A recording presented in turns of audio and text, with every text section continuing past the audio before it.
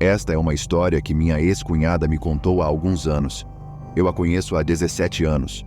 Na época, eram 14. E foi a primeira vez que ela me contou essa história. Minha cunhada se mudou para Provo, Utah, em 2001, vinda do Rio de Janeiro, Brasil. Ela estava morando aqui há pouco mais de um ano quando isso aconteceu, em novembro de 2002.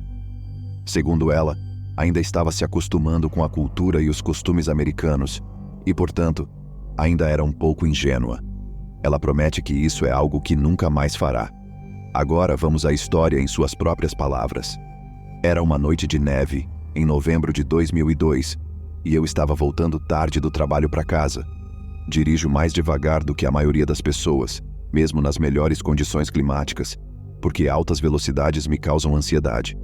Só pego a autoestrada se for absolutamente necessário, mas uso a estrada normal o máximo possível, como estava fazendo naquela noite.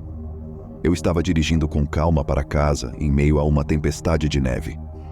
Quando parei, notei um homem com muletas andando ao lado da estrada. Fiquei com pena dele e decidi parar para lhe dar uma carona, que ele aceitou, é claro. Não fiquei nem um pouco assustada ou nervosa ao oferecer carona a esse estranho, porque afinal, estamos em Provo e eu sou do Rio de Janeiro. Começamos com um papo agradável, que evoluiu para uma longa conversa. À medida que a conversa avançava, ele começou a me fazer algumas perguntas sobre mim, inclusive o que eu fazia para viver. Eu lhe contei. Na época, eu estava trabalhando em uma pizzaria local e estudando inglês na escola. E, por sua vez, perguntei o que ele fazia para viver e o que estava fazendo na beira da estrada no meio de uma tempestade de neve. Ele me disse que tinha acabado de sair da prisão e estava indo para a casa de um amigo. Quando chegou, descobriu que o amigo não morava mais lá e que ele estava apenas vagando porque não sabia o que fazer agora. É importante observar que, desde o momento em que ele entrou no meu carro, tive uma sensação muito desconfortável e fiquei imediatamente em dúvida sobre minha decisão. Em um determinado momento, ele foi pegar algo em uma bolsa que estava carregando e eu pensei, bem, é assim que vou morrer.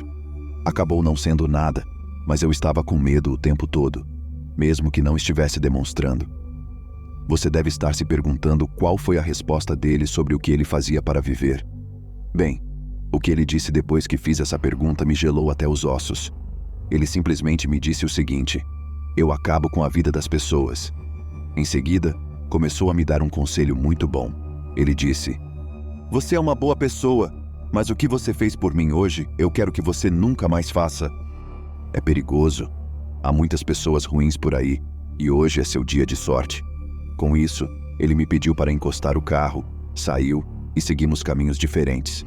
Fiquei arrepiada durante todo o tempo em que ela estava contando essa história. Não podia acreditar no que estava ouvindo, e sou muito grato por ela não ter feito isso nunca mais.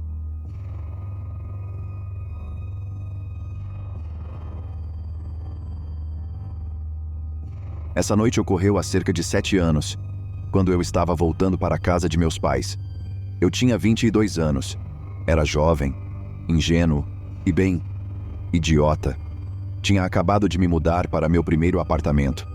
Fui a primeira pessoa da minha família a se mudar da pacata cidade ferroviária em que cresci. Então, eu ia para casa todos os domingos para visitar a família, mas principalmente para lavar roupa e comer o jantar de domingo. Eu morava a cerca de 45 a 60 minutos pela estrada, de modo que geralmente voltava para casa às 6 horas. Nessa noite em particular, havia uma tempestade de verão que estava chovendo sem parar durante todo o dia. Meus primos chegaram bem na hora em que eu estava me arrumando para sair depois do jantar, então acabei ficando por lá mais algumas horas para visitá-los. Deixei minha mãe por volta das 10 da noite, sob uma chuva torrencial. E essa foi a primeira vez, depois de me mudar de casa, que me deparei com algo que realmente me assustou. Não sei por que nunca contei isso a ninguém. Acho que teve a ver com orgulho. Todos sempre me incomodavam com o fato de eu morar sozinha, como mulher solteira, em uma área nova. Enfim, aqui vai. Deixei meus pais por volta das 10 da noite sob uma chuva torrencial. Nota lateral: eu odeio dirigir na chuva. Eu estava dirigindo pela estrada de serviço, que leva para fora da cidade e eventualmente se transforma na rampa de acesso à rodovia. Ao sair da cidade, a estrada de serviço se transforma em uma pista bem em frente a uma estação de carregamento de trens da Pedreira. Não sei muito bem o que é esse lugar. Ele sempre me deu arrepios. Se você tiver a infelicidade de passar por ali quando um trem estiver cruzando a estrada para carregar, ficará preso por um tempo. Depois que a estrada passa pelos trilhos, ela se transforma novamente em 2 pistas e sobe uma colina íngreme. Quando estou me aproximando da pedreira, consigo ver as luzes laranja de um caminhão de carga de 18 rodas com cabine vermelha parado no estacionamento da pedreira. Lembre-se de que está chovendo muito. A visibilidade é baixa, então não consigo ver o caminhoneiro até estar bem perto dele. Assim que percebi que era um caminhoneiro, ele saiu da estrada. Tive de pisar fundo nos freios para evitar bater no reboque na traseira do caminhão. Derrapei na estrada até recuperar o controle do carro. Então, agora estou presa atrás de um idiota que acabou de sair sem prestar atenção, presumo. Mantenho distância atrás dele porque estou um pouco nervosa. Só para constar, meus faróis estavam acesos, portanto, se ele estivesse prestando atenção, deveria ter conseguido me ver. Honestamente, com a chuva forte e a baixa visibilidade, quem sabe? Então estou atrás desse cara quando cruzamos os trilhos e começamos a subir essa colina íngreme. Apesar de a colina ter se transformado em 2 pistas, ele estava dirigindo bem no meio das 2 pistas. Achei que ele não tinha percebido que eram 2 pistas, então fiquei atrás dele, mantendo a distância. Assim que ele chega ao pico da colina e a estrada começa a se nivelar, ele passa para a pista da direita. Sim, finalmente. Então, eu me aproximo e começo a ultrapassá-lo. Assim que ultrapasso a frente do caminhão, ele se desvia bruscamente para trás de mim e começa a piscar os faróis altos para mim. Normalmente, quando alguém pisca os faróis atrás de você em nossa área, isso significa acender os faróis. Mas os meus já estavam acesos. Eu verifiquei assim que ele começou a piscar para mim. Estranhei, liguei meu pisca-pisca e mudei de faixa com segurança para sair do caminho dele. Ele segue minha mudança de faixa e começa a buzinar. A buzina me assustou e comecei a ficar muito mais nervosa. O que diabos esse cara queria? Saí de seu caminho. Meus faróis estão acesos. Então, por que eu simplesmente não acelerei e saí correndo? Você pode estar se perguntando... Bem, eu cresci nessa área. Estava chovendo muito durante todo o dia e sei que a estrada de serviço alaga um pouco quando chove muito. Tanto nos acostamentos quanto em pontos aleatórios no meio das pistas. É uma cidade pequena do meio oeste. Nossas estradas são uma porcaria. Eu já tinha derrapado e quase batido uma vez. Não estava a fim de pisar fundo nessa estrada de serviço esburacada que alaga e corria o risco de bater novamente. Não há nada entre essa pedreira e a rodovia. Cerca de 4 ou 5 quilômetros de área arborizada. Se eu batesse, seria apenas ele e eu. Então isso continuou pelos próximos 6 quilômetros até a rodovia. Ele começou a me seguir, além dos faróis altos e das buzinas. Quando a perseguição começa, eu choro. Não sei o que esse cara quer de mim. Estou tentando ficar fora do caminho dele e chegar em casa em segurança. Era só isso que eu queria. Mudei de faixa mais 2 vezes, totalizando 3. Ele me seguiu de pista em pista. Quando nos aproximamos da rodovia, pisei fundo. Ele não conseguiu acelerar rápido o suficiente para me acompanhar e eu o perdi. Finalmente. Assim que percebi que o havia despistado e que estava em segurança na rodovia, simplesmente perdi o controle. Fiquei histérica. Depois de entrar na rodovia, há apenas uma saída para parar na pequena cidade pela qual a rodovia passa, e depois disso, é tudo arborizado por uns bons 30 minutos. Pensei em descer naquela saída para me acalmar e me recompor, mas eu só queria ir para casa, então passei direto por ela. Eu deveria ter parado. Quando a cidade não estava mais visível em meu espelho retrovisor, fiquei muito mais calma. Consegui tirar meu celular da bolsa e colocá-lo no colo, só para garantir. A chuva diminuiu para uma garoa à medida que eu avançava. Eu ainda estava bastante nervosa. Não havia muitos outros carros na rodovia e a maioria deles era de caminhoneiros.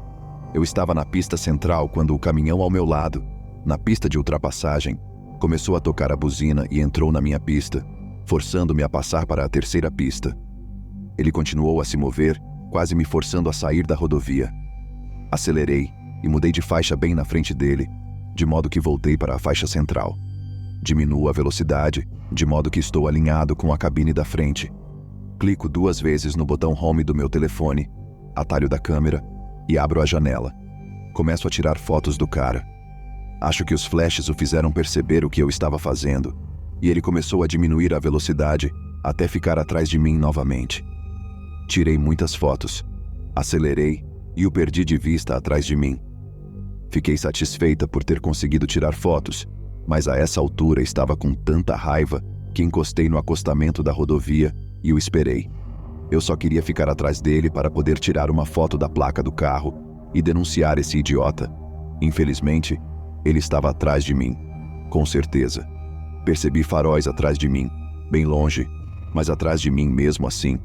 No acostamento da rodovia, esperei, de olho nos caminhoneiros que passavam por mim, só para ter certeza de que não o perderia.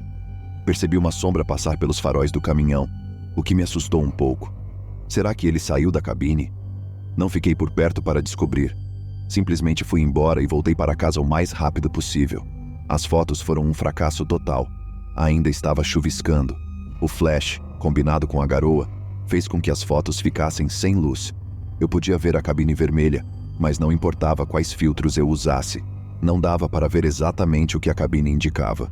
Pode não parecer muito grave, mas para mim, naquela hora, sendo seguida por um caminhão que tentava me tirar da pista, foi um dos momentos mais aterrorizantes da minha vida.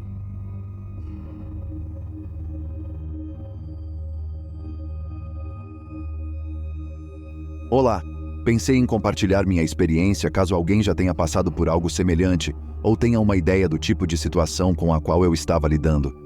Eu estava voltando da academia para casa à noite e parei em um sinal vermelho perto de um tribunal local. Percebi que o motorista de um Jeep branco que estava na pista oposta estava olhando para mim. Era um cara mais velho, acho que entre 40 e 50 anos, com costeletas longas. Tenho 31 anos, mas sem contexto adicional não tenho ideia se isso importa. Eu me virei, olhei para ele e ele começou a apontar para mim, para a minha esquerda. A princípio, achei que ele queria entrar na minha frente quando o semáforo ficasse verde, o que é estranho, pois não havia ninguém atrás de nós. Então ele poderia ter simplesmente esperado que eu saísse, mas acho que outra pessoa poderia parar. Apontei para a esquerda para confirmar que era isso que ele queria e abri um pouco a janela porque ele continuava apontando e eu queria perguntar o que estava acontecendo. Ele não abriu a dele. O semáforo ficou verde e ele mudou de faixa para dirigir atrás de mim. Parece provável que ele estava tentando me dizer para encostar antes. Continuei dirigindo e mudei de faixa porque ele estava atrás de mim, e ele me seguiu imediatamente. Por fim, ele trocou de faixa, mas estava dirigindo de forma errática. Continuava ligando o pisca-pisca à esquerda, mas não virava à esquerda em vários semáforos, por exemplo. Ele também diminuiu a velocidade para manter o mesmo ritmo que eu algumas vezes. Por fim, virei antes da minha rota real de casa para despistá-lo.